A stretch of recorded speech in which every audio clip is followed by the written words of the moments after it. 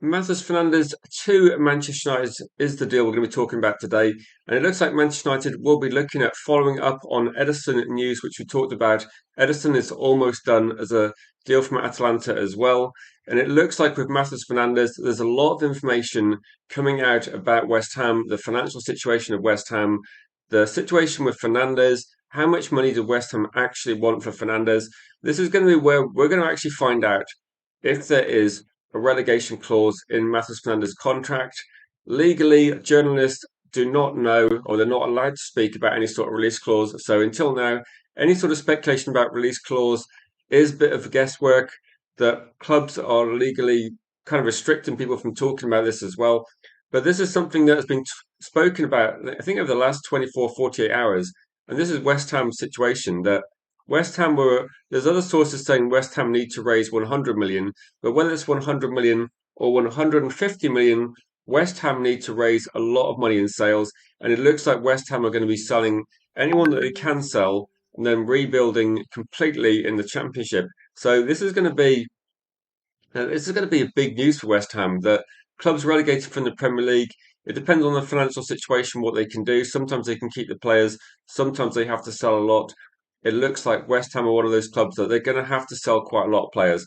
And the players that are obviously going to move, we're going to see links with Bowen, although people think Bowen would rather stay at the club. But we're going to see Fernandes, we're going to see Juve, maybe Somerville. We're going to see a lot of players linked with exits from West Ham quite soon. And a lot of those players will go from West Ham. And Fernandes, West Ham said yesterday they still wanted 80 million for Fernandes. Most people are assuming that it's going to be cheaper. How much cheaper is going to be one of those situations where I don't know how much cheaper we can get this deal done. But this is one where if you've got any sort of comments, any thoughts, any questions, make sure you get these into the comments and we can try and have a discussion about what's going to happen next because it looks like United are going to be moving quite quickly. There's a lot of stories saying that Manchester United are already preparing an offer for Fernandes, and how much do you think he's going to cost is probably a speculation. Just to put some numbers out there, there is like a 10% sell-on clause that would go to Southampton. So you factor that in, £38 million is how much Fernandes cost. So with that in mind, that you're looking like maybe 45, so that they at least cover, say like 10% of that is going to be 4.5 million. You look at this and there's going to be probably, I think 45 to 50 million pounds would seem like about the cheapest the deal could get done. I think United have to be mindful that you can't go in with a very low offer like West Ham do. You need to get a certain amount. But Fernandes is a top quality player. So I think this is going to be one of these deals where spending that amount of money, considering if they stayed in the Premier League, we could be looking at significantly more than that. I think that if Man United paid 50 to 60 for Fernandes, it would be seen as a good deal. And it might be that that's the sort of amount of money that's required to get this deal done. I mean, I think West Ham are almost forced to sell unless they can sell other players. So it is one of these situations where I'm not sure who's got the most strength in this situation. Normally, it's like a club that's selling the player can determine the price, but West Ham probably do need to look at which players they can sell.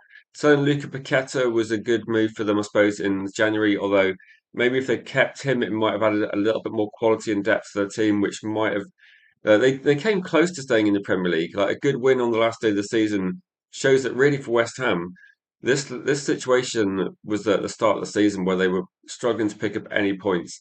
The last sort of 15 games, West Ham were a mid-table team, so they kind of I think they just maybe the deal in January they did. Maybe they should have kept the player, but it does go to show that for a lot of teams in the Premier League, if you struggle to stay in the Premier League and then get relegated, there is a big financial implication. So in the same way that we look at Hull getting promoted, we can look at say Middlesbrough and Southampton when they were looking to try and get promoted. Getting promoted to the Premier League is massive amount of money, and you're looking at they call it a £200 million game now. So the difference between getting promoted and just missing out is massive. So for Middlesbrough, you just miss out on promotion. The first thing that's going to happen is your best players are going to get poached. So those best players are going to be gone, and we're in a situation now where Manchester United are looking at West Ham and what is the best option we can go for. So this is where the story's like coming from, but there's so many different sources on this one. It feels like Man United have got a lot of options, and there seems to be a few things that where there's actually a sensible No, we're kind of getting things done quite quickly, it seems. So I'll go through some of the comments, and whatever you're thinking, just let me know in the chat. If you're able to share the stream as well, YouTube doesn't promote the channel at the moment because we're kind of relatively new. So if you're able to share the stream and hype the stream, that would definitely help a lot. Andy says you'd be happy with Somerville. I think Somerville probably isn't actually on the list at the moment. That's what I'm thinking. Isn't it lovely to just to be chilled? And it does feel like targets are aligning quite well.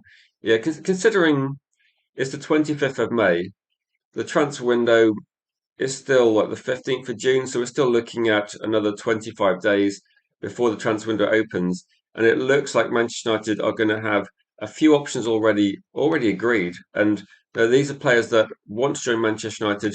Just to clarify the situation regarding Ederson that people have been talking about, Fabrizio tried to like dismiss things a couple of days ago. He had to backtrack a lot, and I think Fabrizio now is pretty much saying um, Manchester United are in discussions with several players before the World Cup. United will make the decision on at least one player and get that done quite quickly. And also, other sources talking about Ederson this morning are saying that pretty much everything's done. Ederson's not talking to any other club. Man United have pretty much agreed terms. They pretty much agreed price, it seems. So it seems that this deal is like almost good to go. And maybe the only thing stopping this deal possibly could be potentially like better deals arising in the near future. So it could be like Tonali. Apparently, that deal is actually quite close, according to Italian media, but we'll have to see if that's the case. And it does seem that Mateus Fernandes deal seems to be like one of the closer ones as well. So this is one where when you're looking at the Mateus Fernandes information, and there was a story saying that PSG were interested, Arsenal were interested. Like clearly, he's a good football player. There's going to be significant interest from good teams. But apparently, according to journalists now, over probably the last 2 or 3 days, it's pretty much been that Matheus Fernandes probably wants to play with Bruno Fernandes. He wants to join Manchester United. Other clubs in the Premier League will be lower priority for him. So when you factor in West Ham got relegated, I think I said a couple of days ago, if West Ham get relegated, this is probably one of the first deals we get done. We've got a player in the Premier League that's playing incredible football. We've got someone that can pass the football with a lot of quality. And you're looking at buying younger players to build around. And Matheus Fernandes is probably one of the best players in the Premier League at his age, if not the best player at his age. You could be getting another player the same sort of age, same sort of part of his career as Kobe Mainoo, where he's got a couple of years' experience, but in terms of what he's offering at the moment, he's not in the World Cup, but he will definitely be in every other major tournament in the future. And this is probably a great opportunity for Fernandes as well to join Manchester United at this stage. This is definitely going to be probably you'd say it's going to be quite an aggressive midfield rebuild. And if you join Manchester United at this point in time, you're going to get first team football. That's something that's going to be definitely something to consider. That other players looking at moving to different clubs is a factor. And for younger players looking at joining United, where I would say over the last 6 months, with the different coaches we've got at the club, you look at Dorgu. Like Dorgu is an example of a player that's improving massively, and the coaching seems to be getting a lot better at the club. I think it's just that there's a lot of positives all around this one regarding this one, but I'm going to jump into the comments. So please, take this opportunity to get your comments and questions out there and thoughts on what could be. The window looks like it's shaping up quite quickly, and it looks like we're going to see a few deals done a lot faster than we have done as well. I say chance next season. I think some of the tactics Arsenal used, I think, will not be a thing next season, Neil. So I think Man United don't use those tactics to win games either. So it's not a problem for us. I say as long as we sign too many Anderson or Tonali, I will be happy. I would say this one. I would be very surprised if Man United do not sign one of those players. And I think probably Tonali is the most likely at the moment. But again, I think Manchester United, they're not giving up on other targets. And if you're looking at signing three midfielders, I think what Manchester United are doing is like maybe the first choice one is going to be a bit tough, and maybe you're going to have a look at a conversation between maybe like find out what happens at Real Madrid. Some of these deals actually looking at too many and looking at Anderson, there's a limited amount Man United can do at the moment regarding those players. That for the Anderson deal, a lot depends on. Are Manchester City going to definitely move for Anderson? If they do, then it might be tricky. Is too many going to leave Real Madrid? Again, we don't know about that one. Tonali wants to leave. that's why I think people are talking about Tonali. So Manchester United, we could like be proactive. We could agree terms with Tonali. It doesn't mean that Tonali is going to be a player we sign. So it could be as simple as that. It could be that we get the agreement done with Tonali, and then we look at seeing that maybe we have Tonali there as an option we can go for, but it might be that we go for another player instead of him. So I think that's the situation with Tonali. But I think Mateus Fernandes, I think that's probably the best deal for player of that kind of his age, his experience. It's probably a bonus for us that West Ham got relegated. It kind of forces West Ham's hand a little bit. I don't think it makes him really, really cheap, but I think it will make him slightly cheaper than he would have cost. I think if you're looking at release clauses, because West Ham bought him for 38 million and there's a sell-on clause, I don't think you can get him for like cheaper than that because West Ham are selling because they need to raise money, so they're going to have to achieve at least a sensible price for Fernandez. Well, maybe the question is like, how much would you pay for Fernandez? Like, if Man United had announced this deal, if West Ham had stayed up, for example, I think £60 million, people would have gone, yeah, that's fair. Like, he's a good Premier League player. And as Wizard Ben in the comments says, 21-year-old, very exciting ceiling, 2 years of consistent Premier League experience, and very good value. As to West Ham's situation, it kind of works quite well. He works well on midfield three, but he's very versatile. I think if you're looking at someone that can do the defensive work, but also be very good on the ball, I think this is what Manchester United are actually looking at as well. We're looking at players that are they're not limited and are good at several things. So this is something where I think United have been maybe getting it right, and maybe the situation has changed somewhat.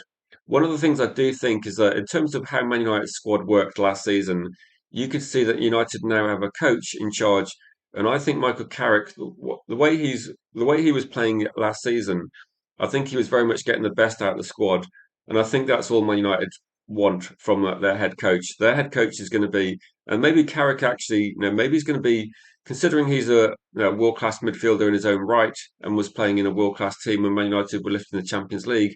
I think he knows exactly what's required in midfield. And also, Michael Carrick was one of these players that probably went under the radar a little bit. There was no drama with Carrick, and we're seeing that as a manager. We're seeing the same sort of mentality. Just gets on with his job, just does a good job, and then half the season goes by.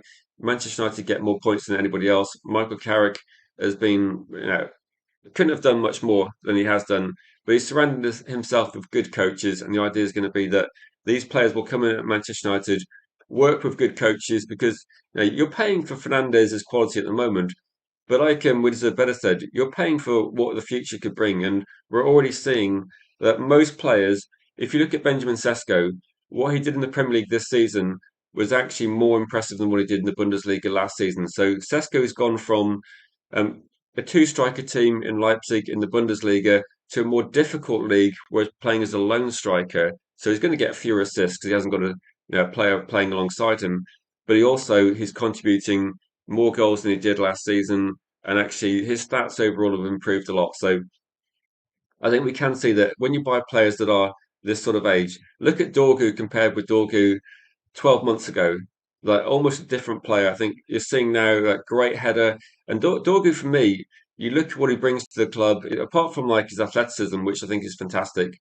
You're seeing a player that's got a dangerous shot, and actually, the fact he scored a header is showing that United are buying players that have got more than one skill set. We're buying players that are just a lot better quality. Um, Welcome to the chat, Omar, saying this might be the first time so our voices get heard.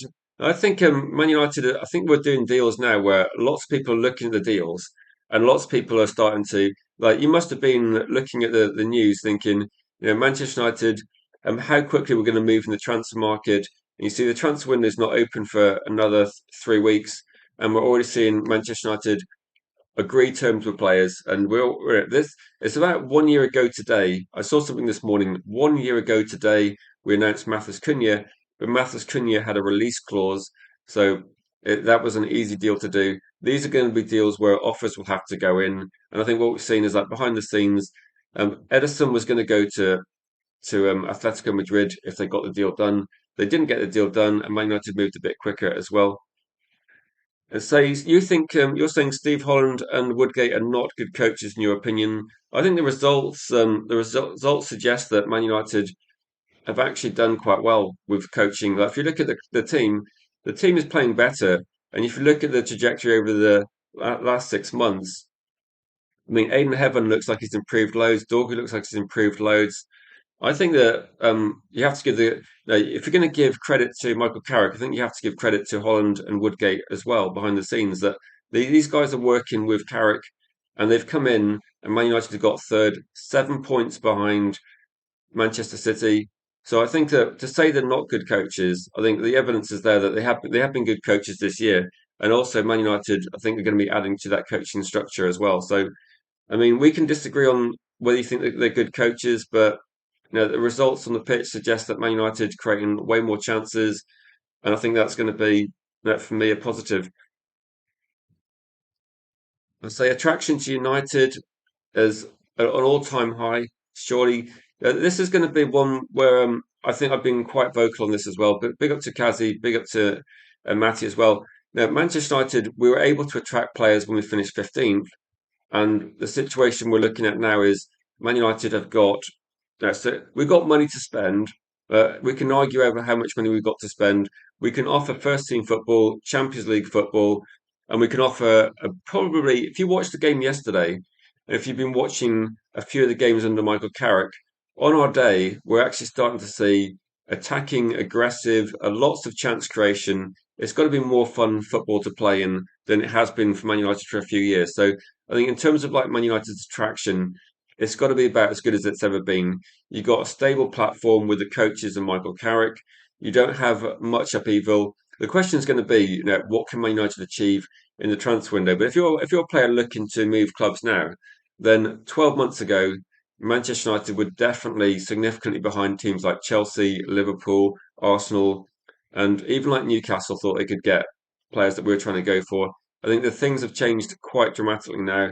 Finishing 12 positions higher in the league in one season, it's pretty rubbish finishing 15th, but I think the improvement has been quite dramatic. And we could look at a situation now where Man United, we can go to these targets and we can offer them a project that they're going to be a lot more interested in as well. So Neil says he's happy with the coaches here as well. Won't top players consider the credibility of the manager? I well, I'm not sure that they will, to be honest. If you look at, do you think any player joins Chelsea where they have a different manager every single season? There's no way someone joins Chelsea and cares who the manager is because those will change rapidly. David Beckham joined Real Madrid. I think he had like a different manager every 6 months. So no, I think it could be a factor for some players. One thing I would say is if Manchester United got Luis Enrique, it might be a way of getting certain players. So I think he got a point in some way that some players might consider the credibility of a manager, and other players probably will be looking at the club as well. There's a range of factors. That do you think people joined Newcastle because of Eddie Howe? I don't know if people joined Arsenal because of Arteta. So because Arteta had gone like 5 years without winning a single trophy. I think you could be looking at Manchester United and thinking track record of the club. Worst case scenario, you're probably going to be picking up a cup every couple of years. That seems to be kind of roughly what United have been doing. Best case scenario for Manchester United, they do have the resources to match the spending of other clubs in the Premier League, and if they get the spending right, they could be a significant factor next season. So it depends, doesn't it? I think one of the things we saw years ago is we saw Manchester United got Jose Mourinho as manager, and Zlatan came out and said he would have joined Man United a bit quicker if we got him in sooner. So for some players, it might be a factor, particularly if you've worked with a manager, but I don't think it's going to be as important at the moment. For my kind of reasoning at the moment was going to be if Manchester United had two things to get right, I think, and one is the head coach, and one is going to be the transfer window. I think the transfer window has got to be priority, and Michael Carrick will be given better players, and then the expectation will then rise. So if Michael Carrick's able to get a good performance out of the squad, then what can he do when you get some more players in the team? I think that's what people are thinking here. So yeah, it's not the worst case scenario. And so Andy says, how does anyone become a top manager without getting a chance? This do you think that this is going to be a difficult conversation because we haven't got lots of evidence to really compare. But at the moment, considering our squad, considering Michael Carrick's got some experience with coaching youth. He's got some experience with coaching Middlesbrough. I think he's got, in terms of giving it someone experience, Michael Carrick's got the player experience that a lot of people do not have. And I go, okay, that doesn't necessarily mean he's going to be the right fit, but in terms of like what he's done so far, he has beaten all the top managers we're talking about. So we have seen Michael Carrick's team beat Arteta's team, they've beaten Pep's team, Slot's team, and none of those managers actually managed to beat. So we're also looking at Emery as well, and Emery's obviously had a decent season with Aston Villa, but none of those managers actually outperformed Michael Carrick since Michael Carrick's been in the role. So I don't think Michael Carrick can do too much more, but there is going to be definitely a bit more scrutiny next season, and I think that's fair. I mean, the expectations will be definitely raised. Uh, Cheers, Howard, in the chat as well. Cheers, Tony, getting in. Now, this might be the only live stream I can do today because I might be, as I said, bank holiday, I might be out and about, but there will be a late night stream hosted by Jules. So this might be the one stream I'm doing today. So if you've got some comments and questions on anything transfer related, yeah, please get them in. Jim says he thinks Fernandez would be a good deal between 50 to 60 million. I would have thought of West Ham, say, having to pay a sell-on clause as well. That feels a little bit like, 50 million feels a bit like the base price, doesn't it? And then it depends. That there is an interest from other clubs, but I think that's going to be difficult for, West Ham. I don't think there's going to be much of a battle for Fernandez. It's about Man United being sensible, I think, and I think we have seen this in the past, though. Last season, I think United, and like this is the first time actually with Ineos we bought from a team getting relegated. So it might be that we have to kind of negotiate a little bit. But I get the feeling that we're going to agree terms quite quick. That Fernandez, obviously, I think we got a sensible pay structure. So I'd imagine maybe we're looking at a similar sort of contract to Kobe Mainu, which would be pretty fair. And I think you put him in the same sort of bracket. They're both 21 years old. They both had Kobe Mainoo's coming off the back of a very good few months in the Premier League. And Mateus Fernandes has been a good player despite West Ham's struggle. So you could look at it saying same sort of contract there. Terms would get agreed quite quickly. And I think this is going to be potentially Man United. Like, are we going to get a cheap deal? Like, I think 50 to 60 million pounds is probably market value. I don't see there's lots of people say 10% clause. It depends on the nature of the clause, doesn't it? If it's usually only on the profit, so it depends. If it's on the profit, then West Ham paid 38 million, so it wouldn't be much at all. So I think you're looking at least a few million on top of what they paid. There is some add-ons. I don't know if the add-ons get triggered, but the add-ons were taken up to 42.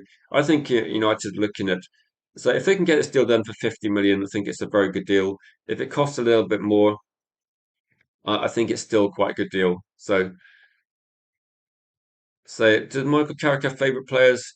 No idea. I think with Luke Shaw though, that who's the backup left back at Man United? The problem is Man United don't have lots of options.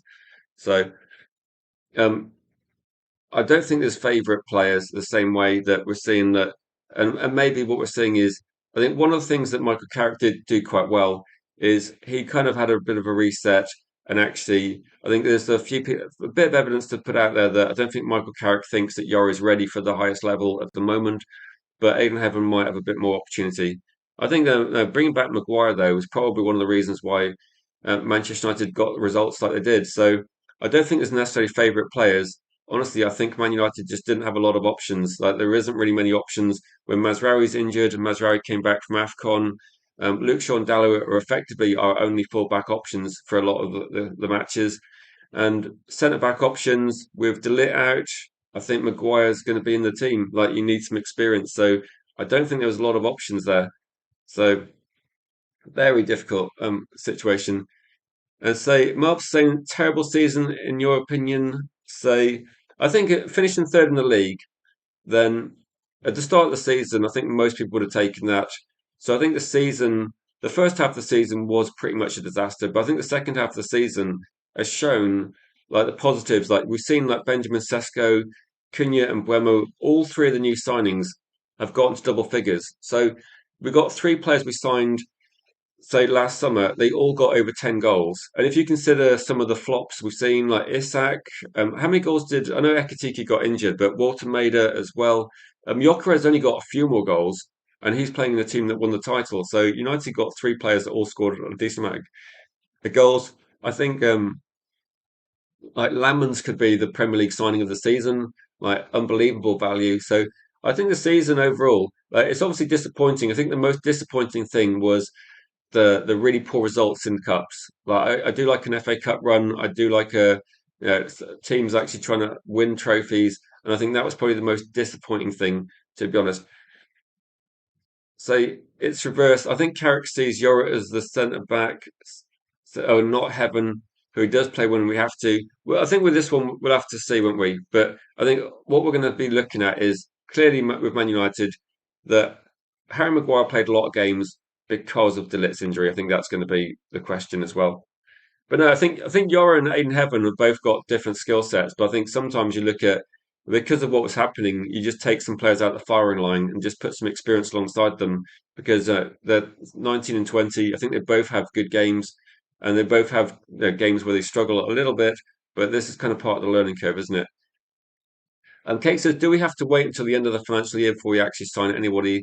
I don't think we do so much this season.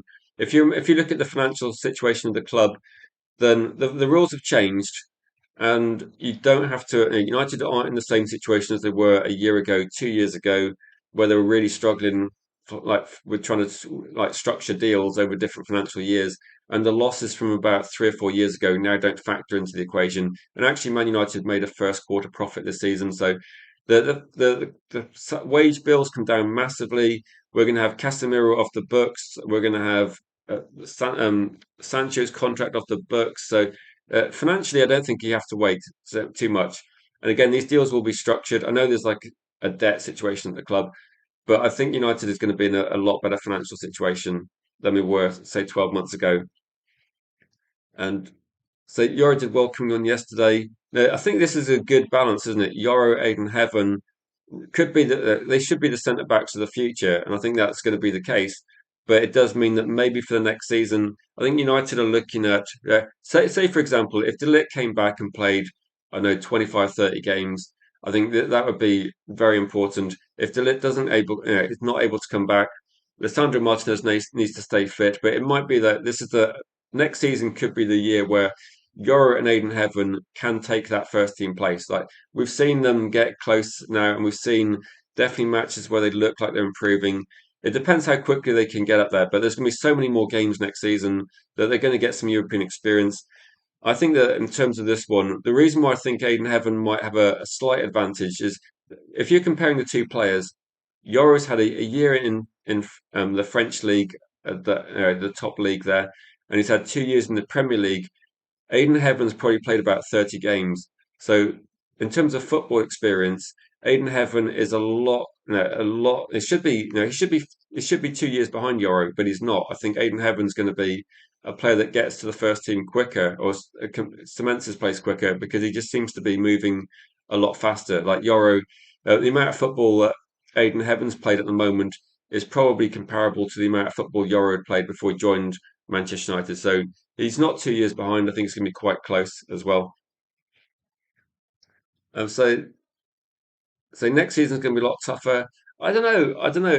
Is it going to be a lot tougher? Like, if you consider that Man United will get some extra options in, and we're looking at Mateus Fernandes.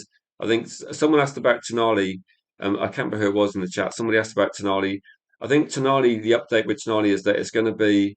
I think United might be agreeing terms of him. It might be that they look at trying to get this kind of agreement in principle. So welcome to the chat, John. It might be that Manchester United are going to get some deal done with Tonali in principle. And I think when we're looking at this as well, this came out at the same sort of time as Ederson, didn't it? In terms of like what's going to happen with Tonali. And I think a lot of journalists in Italy were talking about the two deals together, saying that Tonali, plus Ederson are going to be the first deals. I think the kind of the Matis Fernandes story was always on the back burner, and it was always linked to West Ham getting relegated. And the fact West Ham have got relegated, I think what it means, what it effectively probably means is, I think the price for Fernandez just comes down by about 15, 20 million possibly. So if West Ham were adamant they wanted 70, 75 million for him, then they might not have sold him for less than that. and Manchester United might be able to get the price down to like 50 to 60. So you could be looking at a £50 million, £20 million reduction. But again, we have no idea how much West Ham would definitely want for Fernandes if they avoided relegation. But we do know that they do need to sell players. So I saw the figure yesterday was about 100 million they need to raise. It looks like it's gone up to 150. So yeah, West Ham do have problems. They do need to raise money, and this is where Man United can take advantage. I'm not saying we need to get players out. Um, which players? I think with this one that I think United. I don't think United need to get so many players out as people think. Like if you look at the players that have left the squad, I think we need to get. I think we need to get more players in, and then overall, like if you don't like Luke Shaw as the first choice left back, despite Man United picking up more points than anyone since January, I think if Luke Shaw's actually on the bench and Lewis Hall's in the first team, I think that's a really good situation to be in. And if you don't like Dallo as right back, but you have Dallo sat on the bench and you bring a new right back in, again, I think that's a good situation to be in. So I think at the moment, I don't think United can really have one in, one out, like because we've only got one left back at the club. So I don't think we can. I don't think we can like look at saying right, we need to force players out. I think we need to actually buy in better players and the players that maybe you look at in the first team, they could be players that are going to be on the bench a little bit as well.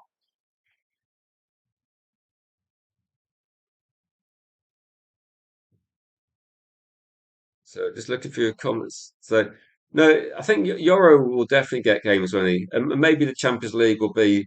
The Champions League might actually be not as difficult as people think in the group stage. We've seen a lot of people talking about the Champions League, how difficult it's going to be, but I think the majority of the teams in the Premier League do have the resources to get through the Champions League games effectively. So I don't think there's going to be too much of a problem regarding that. But it does show that there's going to be a lot of opportunity for people to come into Manchester United. And they say for Mateus Fernandes, if you join United, potentially he could be starting in some top European games as well. The same could be when we're talking about Vitek, the backup goalkeeper that's on loan to Bristol City. Then maybe Man United can actually yeah, Man United could actually offer Vitek a lot of football next season as well. It depends. Like going on loan to Bristol City is one thing, and playing first team football in the Championship has been really good for him. But it's going to be a step up playing in the Champions League if you get some games. It's going to be a step up representing Manchester United in the cup games as well if we're playing high profile teams. So I do think that Lamans will get all the Premier League games anyway, but it's up to Vitek. It would still be, I think, a step up being Man United's assistant for a season and getting cup games and maybe European games. But again, it's up to him, isn't it? Yora might be a confidence player. It is possible. His say Fabrizio doesn't care about Tonali. No, it depends on like you know.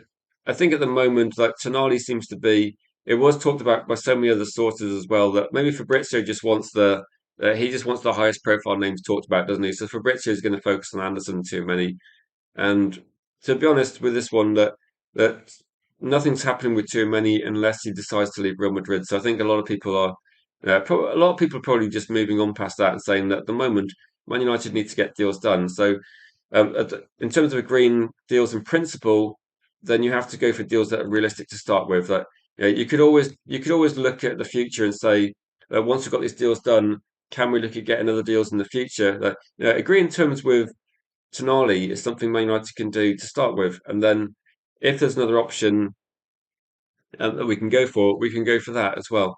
I mean, people that say that Tonali would be a bad signing, then forget what Tonali's doing at Newcastle. Manchester United would use Tonali in a completely different way. And there's been lots of evidence over the last couple of years of games where Tonali's completely controlled midfield and has had some very good games. People might say he's inconsistent, but a lot of this is to do with like Newcastle as well. Newcastle had injury issues. They got a lean squad, but no, I think if you're looking at what United are going to do, like if you look at what Cunha did at Wolves, Man United don't need the same thing from Cunha. They can play him differently. And Mbeumo, in terms of what he does at Brentford, he's a bit more versatile at Manchester United. But I think United might be looking at trying to play a different way as well. So I would not obsess with too much about what players do at different clubs. The key is going to be that these players are able to do more than one thing. And the way Eddie Anderson's playing at Forest, he might do something different at Manchester City. he'd probably be doing something different at Manchester United if he went there. If he stays at Forest, he'll carry on doing pretty much what he's doing. But this is the player as well that is more versatile, can do multiple things in midfield. And I think United are looking for that. Instead of looking for a player that's going to be only great defensively or great sort of attacking wise. I think they're looking at players that can do multiple things. So, it could be that with instead of getting obsessed with getting a six, maybe Manchester United are looking at getting eights where they can alternate between going forward and build that understanding up on the pitch. We have seen Mainu looks very good when he's playing deep, and Mainu also when he goes further forward. Yeah, he can pick out a pass. He's got a decent shot, and I think maybe this thing like maybe Tonali could do something similar at Man United. Again, I think sometimes the stats don't tell you everything, so we'd have to be open-minded regarding this one. Um, any news on Rashford? I think apparently the only news I've seen on Rashford is that um, their manager wants him, so I think it's just going to be happening. To be honest, do I think Dorgu could take Cunha's position on the left?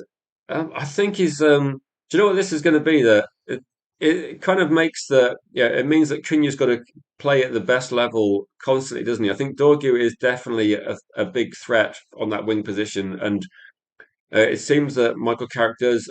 He did actually drop. If you remember, he did drop Cunha first match he took charge as well. So no, the fact that Dorgu can play effectively as like an attacking threat is very good. I mean, scoring a great header yesterday shows that he also has got more ways of scoring as well. So no, I think it's going to be. Do you know what I think? When people look at the game and when we had Scott McTominay leaving, you go right. Where's the goals going to come from? Casemiro stepped up this season, got a lot of goals. I think Dorgu might be one of these players that maybe start scoring a lot more goals next season. So it could be that Dorgu is the next player to reach that kind of like getting 10 to 15 goals in a season. And I think all competitions, I think Dorgu's going to run riot in the Champions League where the game's a bit slower paced and against some. We will play some teams in the Champions League that aren't fantastic teams. There is going to be a lot of a big range of quality in that competition. So I think Dorgu could have a field day against some teams. And I think he's definitely going to be. Yeah, if you look at Dorgu a year ago, he was getting a lot of criticism from fans, and I was just saying, just be patient. Like you have to be patient with players that come from, particularly younger players. They come from a team that was at the bottom of Serie A. The levels from Lecce to Manchester United, it's such a big jump, and we've seen a player that's just improved, improved, improved. And I think that you have to give credit to Dorgu's drive and motivation, but also this is why I say you have to give some credit to the coaching because Dorgu looks like he's improving a lot. So yeah, Barcelona just being annoying. I think Andy. I think Barcelona. No one else is interested in Rashford. I think Barcelona are just dragging it on a little bit as well. But welcome to the chat, Vincent. Good to see you, Vincent. So Dorgu is a hit. Yeah. How much did Dorgu cost though? He was a what? Like 20? Was it about 25 million?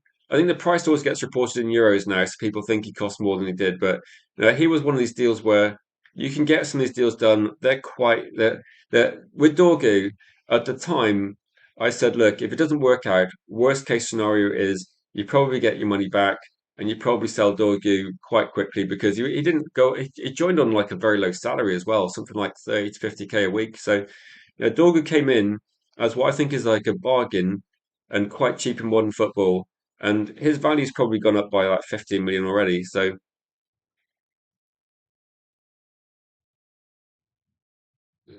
Dorgu's definitely found his feet. This is what you can see as well. If you look at Mateus Fernandes, 21 years old, Mainu, 21 years old.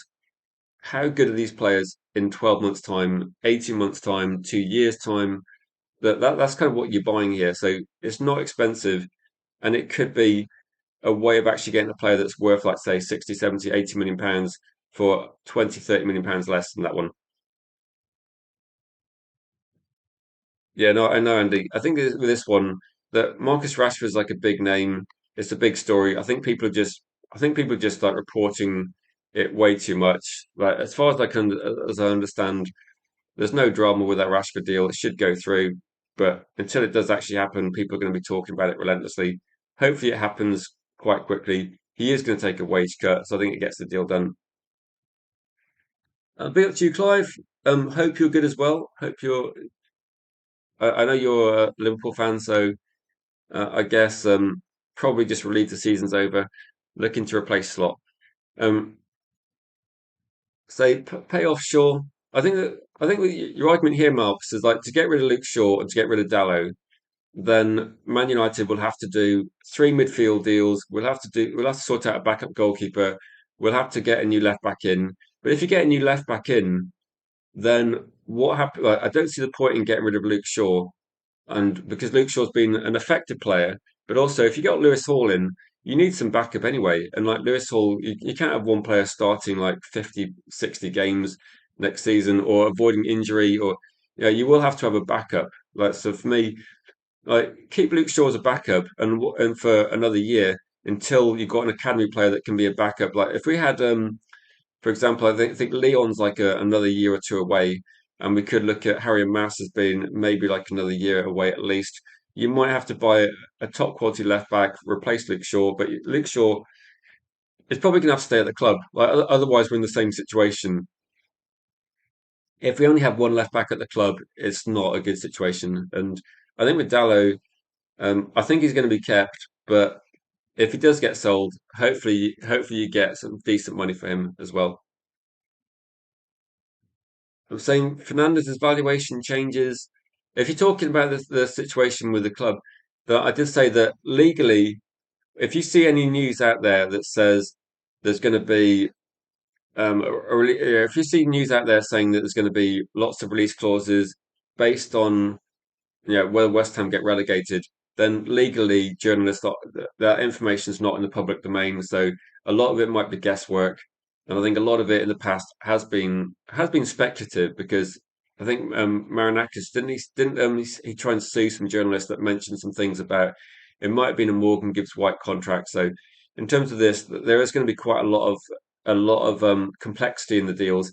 I did read somewhere last night actually that some of these contracts there might be a release clause of say 25, 30 million, but then what they might say in the same contract is if the price goes for 50 million, so you can have a release clause for 30 million the club has to accept, but then maybe if the price goes to 30, let's say 40 or 50 million, then the player starts getting a cut of that money. So it might be in a weird way that there might be a release clause for Elliot Anderson to go to a club for 50 to 60 million if Nottingham Forest have been relegated. So that clause might exist, but it might still mean he cost 100 million because if he costs 100 million, then Eddie Anderson might actually benefit from that and actually get a percentage of the money between 60 to 100 million. So there are definitely some factors in contracts, and this is definitely the case as well. It has been in other contracts as well. So you could have a release clause that Mateus Fernandes could have a release clause of like 40 million, but it might also say that if they get selling for 60 million, Mateus Fernandes might get a percentage of that extra money. So it might be in Mateus Fernandes' interest, and it might be in his agent's interest and West Ham's interest for this deal to cost a bit more. So this is why there's definitely contracts are a bit more complicated than they used to be, and that's why when journalists are talking about them, just take it with a pinch of salt because legally, the players are not allowed to release the information. The players' agents are not allowed to release the information because the club will put in confidentiality clauses in there. So this information is not able to be talked about. So, journalists, if they're talking about it, they have to be very careful because legally they shouldn't know this information and it should be confidential. And if they do say things, they are at risk of being sued as well. So when people say there's a definite release clause in there probably is some sort of release clause, but I think any numbers that get attributed to that, I think are just guesswork. So I don't think anyone actually knows how much it would cost as well. I'll say Holland G for sure. I think with G that G is definitely good attacking wise. Whether he's ready defensively, I think Lewis Hall this that would be a good option to be honest. Like Lewis Hall's going to be ready to start with, and Lewis Hall, how old's Lewis Hall? Is that 21? He could be he could be Manchester United player for a decade. So you could be getting like the same sort of deal you got when we bought Luke Shaw a long time ago. You could be looking at a player that's going to be your left back for a decade, and that would be sensible. And then with Juve, I think Juve is going to be a player that maybe isn't ready straight away. He's got a great range of crossing, but he probably needs to work on other aspects of his game. But that's fine because if he's a backup, that's what you can do. So I think that would be not a bad deal. I honestly do not know how much Juve would cost, what his valuation is, but I think it might be. I read somewhere like a month ago it was like 25 million, but I don't know how much it would be, to be honest. I think it might be, if that's the price, then Lewis Hall would be quite expensive. It would be, yeah, generally difficult. What have you sent it me on, Vincent? I can quickly check, but what a format. I can open a window and find if it's in like I'll have a quick check and see if I can find it. But this is kind of the stage of the season where we're going to see loads of information coming out, and there's going to be a lot of things coming out as well. Okay, there's a Casemiro into Miami is a done deal. So I think yesterday a few people thought they were going to see Casemiro playing, but Casemiro's been negotiating where he's going to play next season. So that's a done deal. I think the question for Man United now is going to be, yeah, let's have a look at what's going to happen. Let's going to see what happens with Manchester United's new deals. I think there's going to be a lot of yeah, a lot of excitement maybe. Do people think at the moment? Cheers, Vincent. Do people think at the moment there's going to be suddenly? Do you feel more confident? Is my question. Like, do you look at the news coming out? Because for me, I feel that there's so much news coming out, and so many of these transfers now actually align with what we want as fans. It seems like I'm not going to say yeah, we should be extremely happy because these deals haven't happened yet. So 28 million for Juve. Okay, I thought it was something around that as well. Yeah, something around that. No, but are we right to get a little bit of expectation? Say, will Shaw ever leave United? So you're thinking one thing? Yeah, I think with this one, yeah. To be honest, actually, Kate, Luke Shaw doesn't move that doesn't move forward quite so much as he used to, does he? So he would be in that kind of area. No, I think United are actually now looking that potentially that they can do a lot more deals than people realise. And I think when people looked at the rebuild and looked at how much money Man United can have to spend, I think what we might be seeing is Manchester United feel they can do maybe as I don't want to say quantity over quality, but I think they're looking at trying to do as many deals as possible. But hopefully that we're going to hit the ground running somewhat. And maybe what we'll see is if we can get two deals done before the World Cup, and that's only the 11th of June, isn't it? So if we can get two deals done in the next couple of weeks, that will set the tone, and maybe it means that we can look at getting some other deals as well. It might be that deals for Lewis Hall would be difficult because Newcastle have got a situation where players are going to leave that club. There's only so many players they're going to want to leave that to leave in one window, so it will be difficult to get these players in. I think that's what I'm thinking. It will be difficult to get these players from Newcastle, particularly if they're looking at getting Tonali and maybe also if Gordon's going to go to Bayern Munich. So lots of players leaving. It's going to be difficult regarding this one. Lewis Hall out of the England squad. If anything, maybe that pushes the price down a little bit as well because also it means he's not going to the World Cup. One of the things I was thinking of, Lewis Hall not going to the World Cup, is that also a good thing because Man United can say, yeah, obviously he's going to be expensive, but is it going to be a factor where for Lewis Hall, I think he is open to leaving, and you could say, right, Lewis Hall, you want to play for England, join Manchester United. If you're Manchester United's left back, and for the next sort of 5 or 10 years, you could be England's left back for the next 5 or 10 years because United will be presumably going to be in the Champions League for hopefully once we get back in there next season, we keep staying in there, and we should be able to stay in there because we are going to be getting better players in.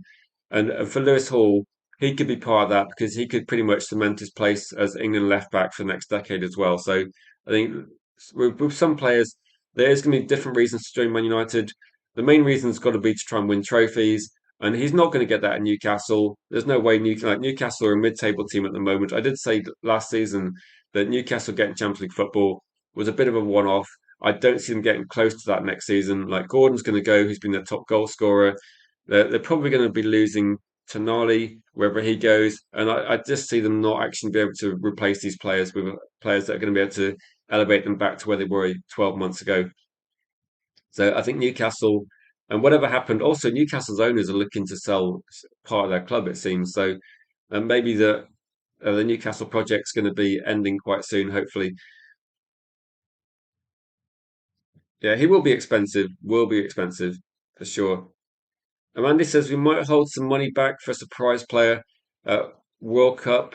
So No, last one you're looking at in terms of this one, if you're looking at saving some money back, Man United have regularly said that they've got the money to buy Semenyo, didn't they? They do say they've got the money to buy someone like Anderson if the price was like something they thought was value in. I get the feeling with the Anderson deal is if Nottingham Forest really want 120, I think Manchester United financially could afford it, but might choose not to do deals of that sort of magnitude because they again we can disagree whether it's or agree on this whether it's a sensible strategy, but it might mean that they see there's a player they can get for maybe £30 million cheaper, and maybe maybe Manchester City also think that that's overvalued as well. So we could be seeing potentially some of those deals a bit more sensible.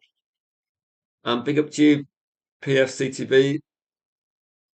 So um which one? Oh, is this Podolski? I'm trying to think. No, not Podolski because he was the German. Are you thinking of Yeah, I can't remember which player you're talking about, but there's definitely going to be there'll definitely be some players at the World Cup that get linked to top clubs, and I think it's quite dangerous to pick a player based on one international tournament. And that for me, that should I don't think Man United would buy a player that's just based on having a good international tournament. I think we're doing things a lot more measured than that. I think that these players we're looking at. And Poporski, if you're thinking, oh, that's going back a long time. Poporski was like after the that was that after Euro '96. I think that was I think we signed Poporski after Euro '96, didn't we? He had a good run with the Czech Republic. I'm trying to think I can't remember what year we signed him, but I don't think he was like okay for a year. But I don't think that's going back a bit. I was thinking like recently things have changed loads recently. I don't think United would be necessarily signing a player based on the tournament anymore. That we're looking to get our deals done quite quickly. James Rodriguez, we definitely dodged one with that one. Apparently, I read something yesterday interesting on James Rodriguez is that um, Ancelotti pretty much said, don't join Man United. Man United's a dead club. Come to Madrid. And then Ancelotti then took him to Everton. He was a massive flop, and actually Ancelotti did pretty much a disaster at Everton. Left them with loads of expensive players that were completely useless, and the club had a massive financial problem after Ancelotti went there. So no, I think James Rodriguez. You could probably say with James Rodriguez, he just scored one amazing goal, didn't he? He did score a few goals, but he did score one fantastic goal, and people were overhyping him a little bit based on that one. I think he did okay at Real Madrid, but you're buying him on the back of like a few good games rather than Cristiano Ronaldo was dominant for a couple of years in the Premier League before he moved there. Possibly, possibly. It might be that there's some options there. I think there's always going to be players we're linked to. I think one thing that might be different, we might actually go into an international tournament this time, having already agreed a few deals done. So I think with this, so my kind of take home message for today's stream is going to be that Man United are a lot more proactive. We're getting deals done quicker, more efficiently, and maybe a weird combination for Man United fans to kind of it's going to take a little bit of time to get um yeah our head around this one. But maybe Man United are actually going to be signing good quality players, and they're not going to cost as much as other players we signed. I think the best case scenario for United is going to be if we buy Fernandes and he doesn't cost that much different to Agate, it's going to be such a much better signing. The same way that Lamans was such a better signing than Anana. And I'm trying to think of other recent examples. Cunha was so much better than Anthony, and Embuemo so much better than Sancho. Okay, so you got players in the right positions.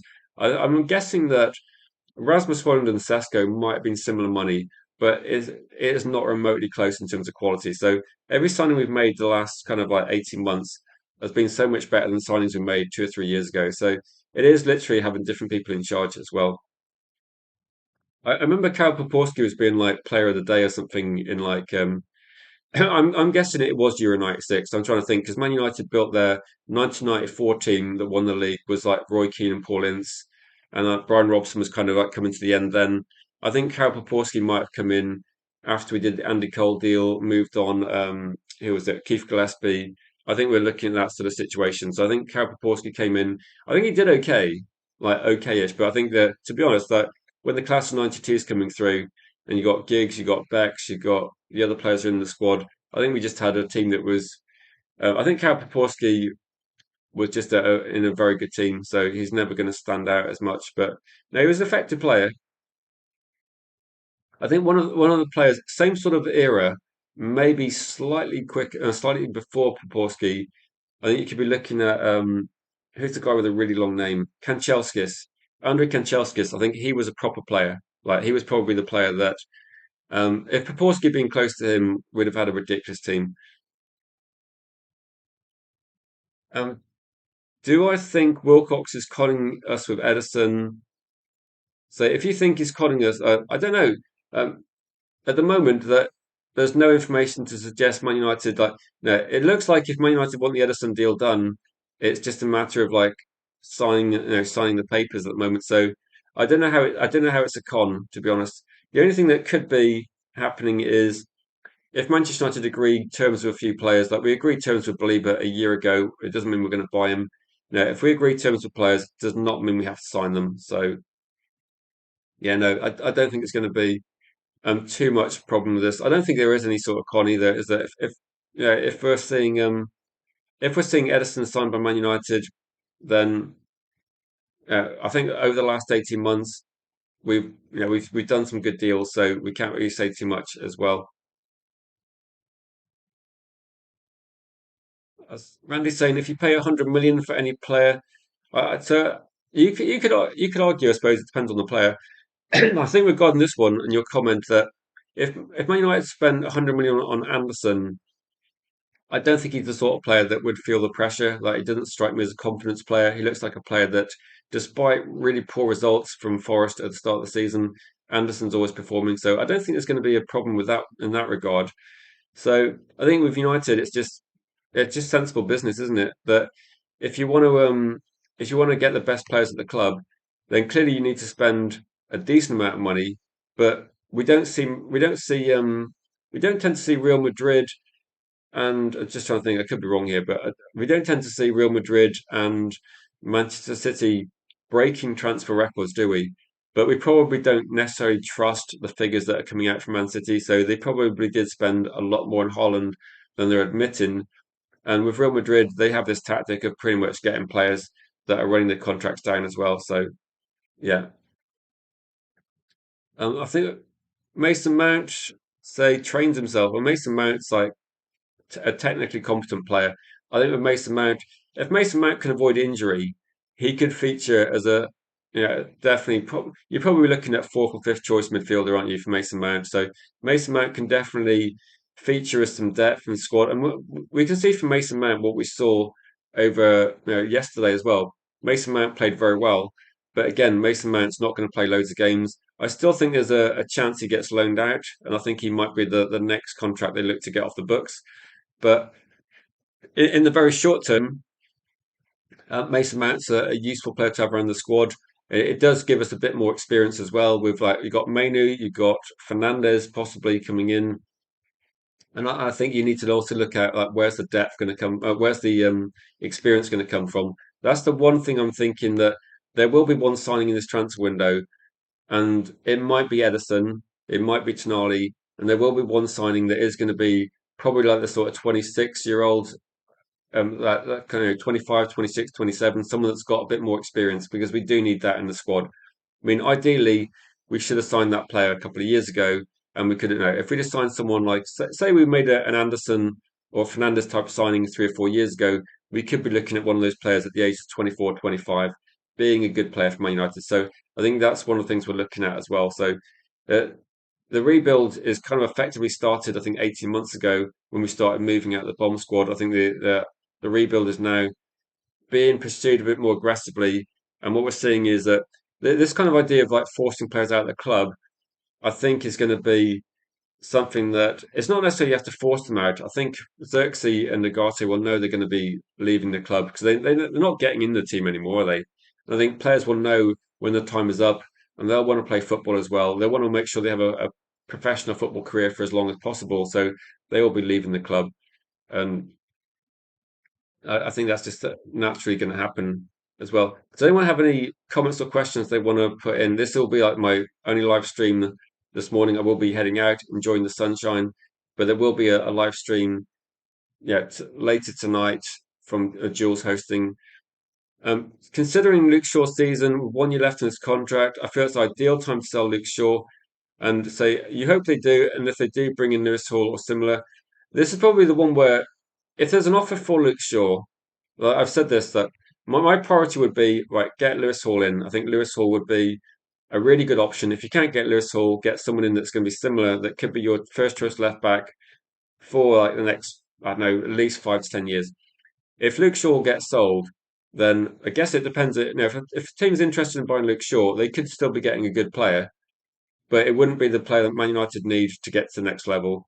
So I'm kind of wondering whether Man United might, if Luke Shaw's not available to be sold, I think Man United need to bring in Lewis Hall, and then Luke Shaw can be, more on the bench, but still like ease the burden a bit from Luke Shaw, as from Hall a bit. But you could also be then looking at who's going to be your backup for the season after that. So it gives you a bit of time. Um, I would, yeah, I don't want to comment too much on what other people think. I would say for me, Dorgu's doing really well where he is. I think Man United know the best place for Dorgu, so I think that we'll put it that way. I would say.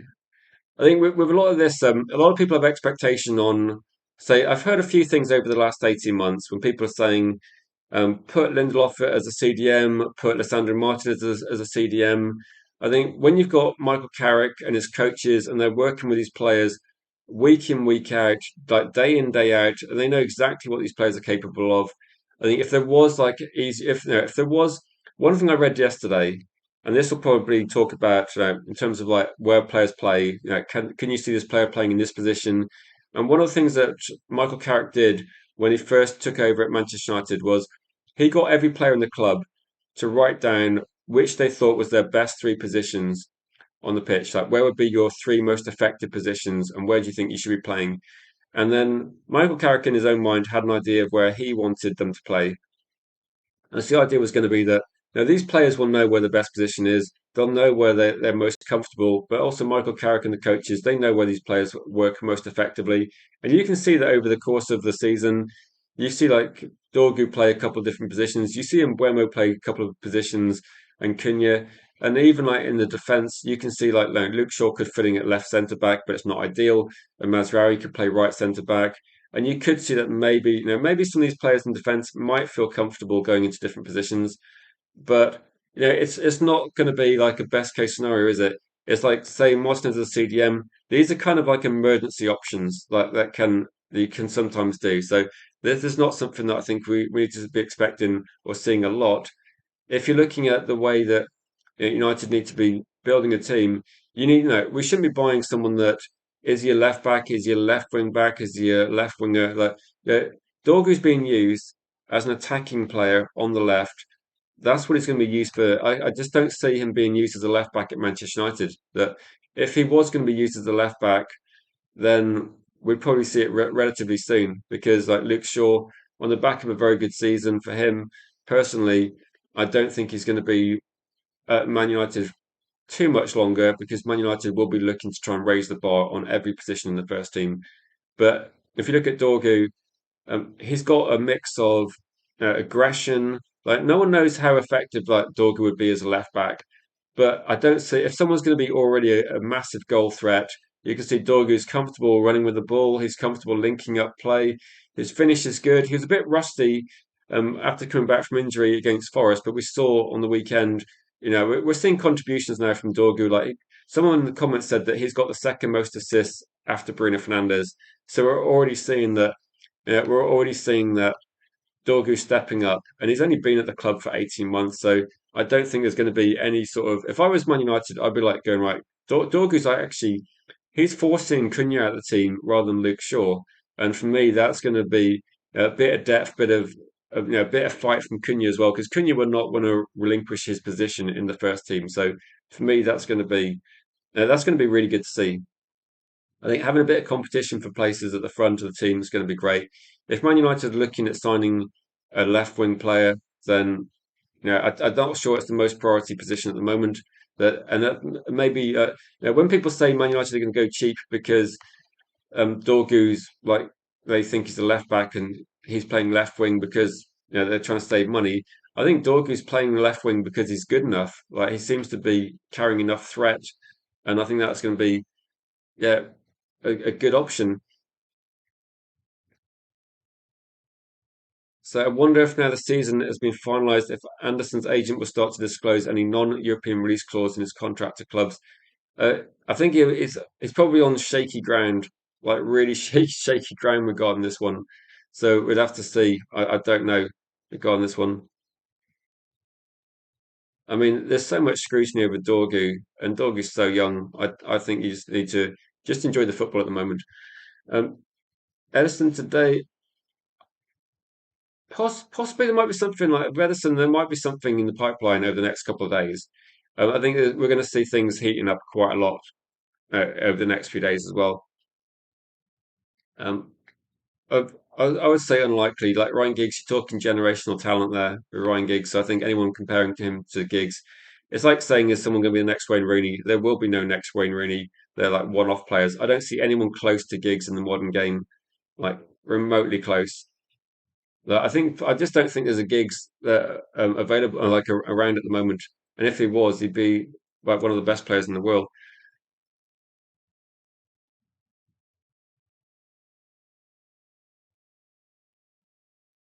Let's see.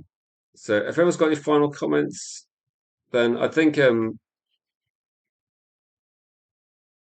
there's a lot of for some reason there seems to be a lot of interest in where Dorgu plays. I think people just need to be just I think be patient. There's going to be like a lot of information coming out quite soon, isn't there? I mean, you could see potentially say with Dorgu overlapping. The question would be that is Dorgu going to be good enough defensively? And we haven't seen him used as a left back, so we don't know, do we? It's a bit of guesswork. I think I'd rather see maybe you could see Cunha playing a slightly different position as well. And maybe, I think Cunha's actually an effective backup striker. Maybe he's got a better finish than Mbeumo. So you could see maybe Dorgu, Cunha, and Mbeumo as a front three. I do think United need to get a backup striker. It's not a bad problem to have, is it?